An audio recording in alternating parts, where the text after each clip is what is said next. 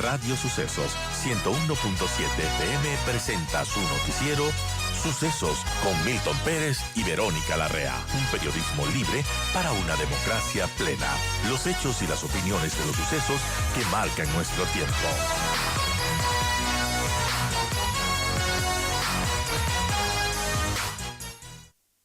Buen día, Vero. Amigos, gracias por seguir con nosotros y a esta hora vamos a analizar el debate vicepresidencial del domingo anterior y qué se espera del que viene, el presidencial del domingo siguiente. Está con nosotros Andrea Endara, ella es catedrática universitaria, politóloga. Andrea, buenos días. Gracias por acompañarnos. Empiezo primero resaltando, sí, yo lo vi en su mayoría, porque creo que después cayó un poco la atención y era muy tarde, el del domingo, pero el ejercicio democrático que se hizo a mí me pareció muy interesante. El trabajo incluso de cómo fue el formato también me gustó de alguna manera, le supera lo que ha pasado con los debates presidenciales. Buen día. Buenos días, Milton, Verónica, qué gusto estar esta mañana con ustedes.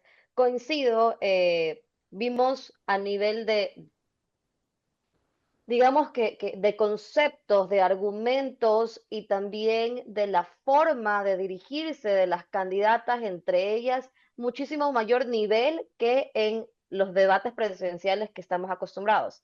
También hay que tomar en cuenta que quizás no vimos tanto enfrentamiento por dos temas. Primero, porque ellas sí fueron mucho más respetuosas al momento de dirigirse entre ellas, pero también porque son demasiadas y el formato justamente no permitía que, por ejemplo, se me ocurre que un Diego Borja con una Cristina Reyes pudieran haber interactuado. Primero porque estaban en grupos diferentes y segundo porque era por sorteo. Entonces dependía del tema y el sorteo y si me tocaba hablar sobre algo tan importante como el desarrollo social, no tenía mucho que recriminar. Entonces eso también ayudó a elevar un poco el debate y, bueno, la conversación más allá que un debate, diría yo. Lo que sí habría que llamar la atención a la organización y eso como al ser el primero, pues poco a poco va a ir mejorando, es que empezó súper tarde.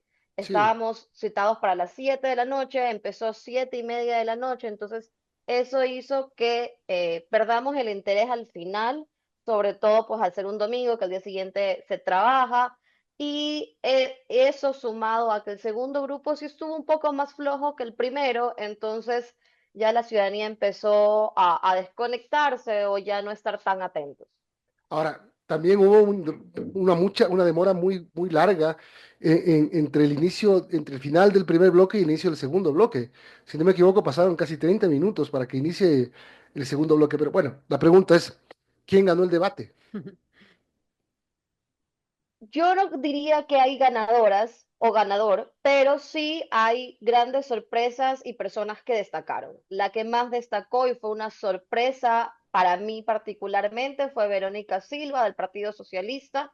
Ella presentó argumentos distintos a los del resto, presentó datos, presentó y una forma muy específica de comunicarse, lo cual hizo que muchísimas personas del medio estemos gratamente sorprendidas con ella y es más, si analizamos en redes, porque dentro del post-debate pues ella estuvo sonando bastante, decían que ella debió haber sido la candidata a presidente en vez de su binomio. ¿Quiénes más destacaron? Cristina Reyes destacó en este primer grupo, Blanca Sancancela destacó también, Carla Larrea, y del segundo grupo podemos destacar a Pacha Terán y a Dayana Pazley. Son las 7:08:28. Estamos hablando con eh, Andrea Endara. Andrea Endara, politóloga, sobre el debate del domingo. Milton se nos achucó. Bueno, Andrea, respecto a este debate, ¿qué peso va a tener de cara a las elecciones, de cara a este 9 de febrero? Eh, ¿Qué podemos decir también de los dos grandes ausentes de binomio de Daniel Noboa, de María José Pinto y también del candidato de Sociedad Patriótica? ¿Qué peso tiene estas ausencias y también este debate de cara a ya elegir a los candidatos? Bueno, ¿qué peso tiene el debate? Eso todavía no lo conocemos. ¿Por qué? Porque es el primer debate, no estamos seguros cuántos de los ciudadanos lo vieron, sobre todo la segunda parte después de, de la sorpresa que nos dio nuestra naturaleza, ¿no? Entonces, no sé qué tanto pueda pesar para la toma de decisión, pero sí creo que para quienes lo vimos generó no solo sorpresas, como decía al inicio, sino nos demostró que las mujeres también podemos hacer política y que muchas veces nos dejan detrás porque o nos dejan solo en la parte social, por ejemplo, porque es como lo tradicionalmente establecido para las mujeres. Entonces, aquí hay nuevos cuadros que pueden funcionar para próximas elecciones.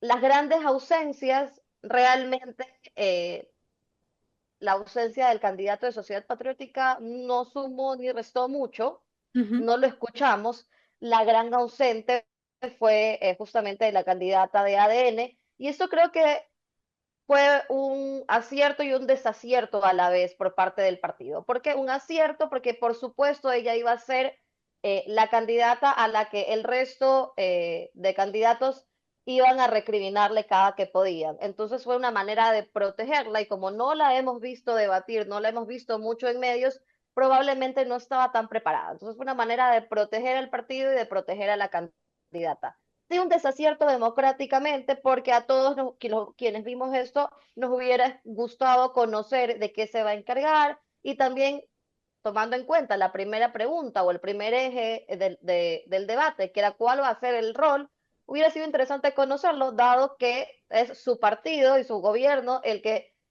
nos ha llevado a hacernos esta pregunta últimamente.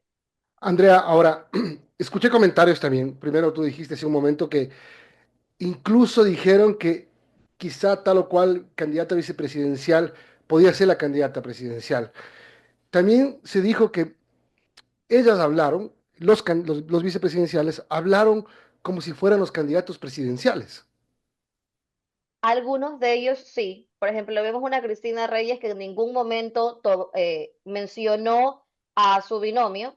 Otros, en cambio, hablaban constantemente de un nosotros, hacían alusión a su binomio. Blanca siempre hablaba de Francisco Tabaqui, Carla Larrea siempre hablaba de Henry. Entonces, tenemos de todo un poco, pero sí, hubieron muchísimos o muchísimas que se presentaron como esto es lo que, lo que yo voy a hacer y quizás también para darle mayor legitimidad a este puesto que generalmente y constitucionalmente solo está como reemplazo del presidente. Bien, finalmente, se saca una conclusión positiva de tener un encuentro vicepresidencial, seguramente va a haber Ujú. en segunda vuelta. ¿Debería cambiarse el código de la democracia para incluir esto como obligatorio?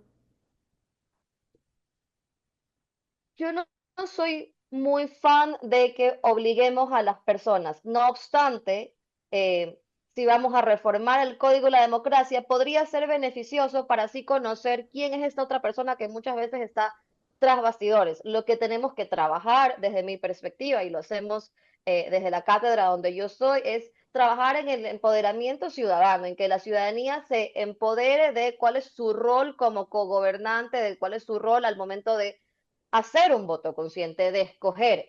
Y eso es ese input de la ciudadanía que va a hacer que el CNE tarde o temprano, esté o no esté en el código de la democracia, impulse este tipo de debates, no solo con con las candidatas o candidatos a vicepresidentes, pero también, ¿por qué no?, con prefectos, con alcaldes, con asambleístas, que en algunos de estos casos no son obligatorios y generalmente son las cámaras o la academia desde donde se hacen estos espacios para conocer cuál va a ser el rol o qué es lo que proponen para estos puestos por los que están terciando.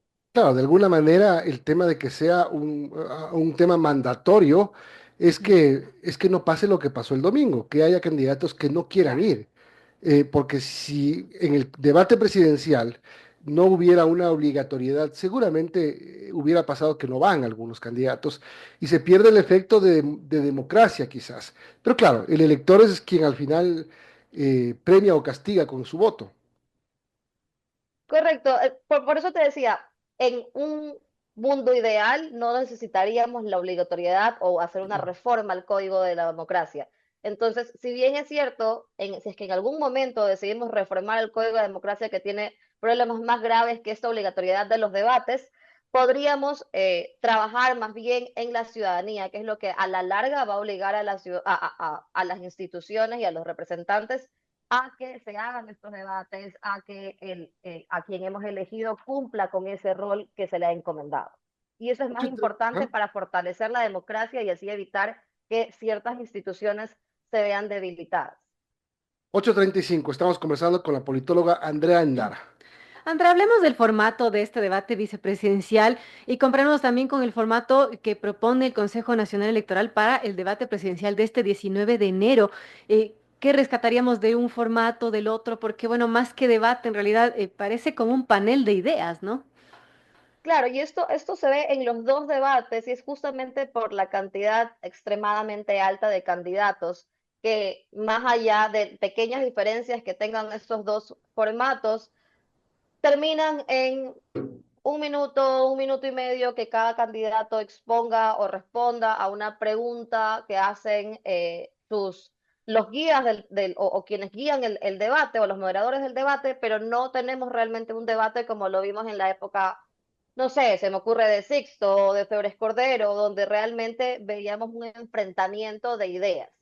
Entonces, esto se dificulta por más que queramos algo similar o queramos algo similar al de Estados Unidos, donde incluso el moderador puede repreguntar a los candidatos, es por la extrema cantidad de candidatos que hace que sea imposible. Miren que con el de vicepresidentes, que eran 14, no eran los 16, nos quedamos hasta las 11:30 de la noche aproximadamente. Entonces, si abriríamos a este proceso de contrarréplicas entre candidatos, no lo terminamos.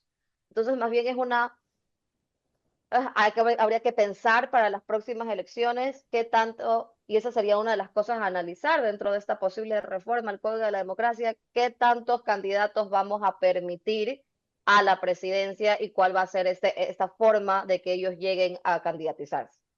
Bueno, vamos cumpliendo, justo el domingo que es el debate, se cumplirá la primera semana de campaña electoral, una campaña que ha mostrado ya casi de todo, redes sociales, TikToks, eh, propuestas más formales, concentraciones. ¿Cuál es tu evaluación de la primera semana y cómo llegan los candidatos al debate? A ver, la primera semana creo que empezó un poco floja, también porque mediáticamente han habido otras situaciones que hacen que se quede de lado la campaña electoral. Y es lo que le pasa al ciudadano de a pie también, que tiene otras prioridades como su seguridad, si va a trabajar o no va a trabajar, cómo llevar el pan a la casa. Entonces, más el asesinato del alcalde de Arenillas, entre otras situaciones, han hecho que la primera semana haya pasado a un lado y lo que se escuche, por supuesto, son los dos partidos que están polarizados o que más atención llaman, que es la RC5 y ADN. El resto de partidos han sido pocos los que han tenido mayor relevancia, a, con la excepción de que sí han habido espacios donde se los ha llamado a los candidatos a conocerlos, pero digamos que así de campaña a campaña, como veíamos ¿Están haciendo algo diferente a lo que siempre se hace? Es decir, a una concentración política, a bailar reggaetón, a hacer unos TikToks con artes de magia, con trucos de magia, y a un poco ser demagógicos, demagogos. ¿Hay alguien que esté haciendo algo diferente? algo diferente, creería que no. Lo que sí he visto es que los candidatos asambleístas están tomando un rol un poco más protagónico y se acercan más a la ciudadanía a mostrarles sus propuestas. Entonces eso es interesante e importante porque así vamos a poder votar realmente por propuestas y no por el candidato más guapo o el candidato que me dio algo o en el caso pues de los jóvenes, el que más veo en TikTok, por ejemplo. Ahora, de las redes sociales, ya que topó Milton el tema, ¿qué tanto peso igualmente tiene y tendrá en esta campaña el tema de las redes sociales, también pensando en el voto millennial, en el voto de las generaciones más jóvenes? A ver, las redes sociales actualmente tienen un rol importante y creo que se las han utilizado de manera incorrecta. ¿Por qué? Porque muchas veces los candidatos se quedan justamente en este show, utilizar los trends que salen para poder llegar a más, a un número mayor del electorado. No obstante, no logran concretar el voto para quienes están un poquito más pendientes y para quienes simplemente les llama la atención, entonces por ahí sí es. Yo diría que es un 50-50 la importancia o qué tanto afectan las redes sociales. Haría un llamado a los candidatos a utilizarlos más como herramienta que como un fin, como en su momento, no sé si recuerdan la primera campaña de Herbas, donde sí, utilizaba muchísimo TikTok, fue el primero en utilizar TikTok, pero iba de la mano de sus propuestas para que sí conozcamos realmente qué es lo que él nos quería vender o nos quería proponer. Bien, son las 8:40. Gracias, Andrea, por habernos acompañado con este análisis de lo que fue el primer debate vicepresidencial y de lo que podría ser de cómo llegan los candidatos al primer debate presidencial del domingo. Andrea Endara, politóloga, catedrática, gracias por acompañarnos. Ten buen día. Un gusto igualmente.